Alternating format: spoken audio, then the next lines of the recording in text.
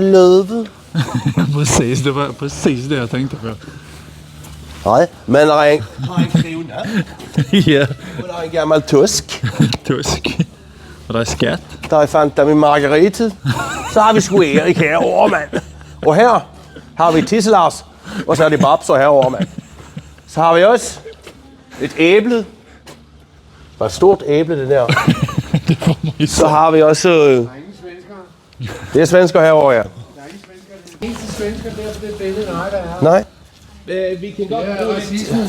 Kan vi bruge lidt hjælp af dig? På hvad? Vi skal prøve på at finde en løve. En løve? Nå, Nå, en staty eller... en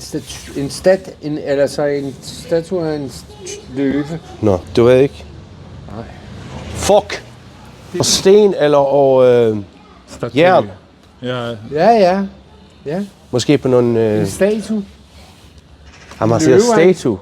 Ja, du sagde en løve, ikke? Ja, Det er sådan en stor en. men det hedder statue. Ja, det er en statue. Ja, jeg siger staty, men det er fordi jeg er svensk. Ja. Okay. Staty. Ja, på svensk er der staty. Ja. Nå. Okay. Så er vi for... Men jeg ved ikke, hvor det skal være henne. Jeg ved, hvor der er sådan en homoseksuel mand nede i havnen. En havfruemand.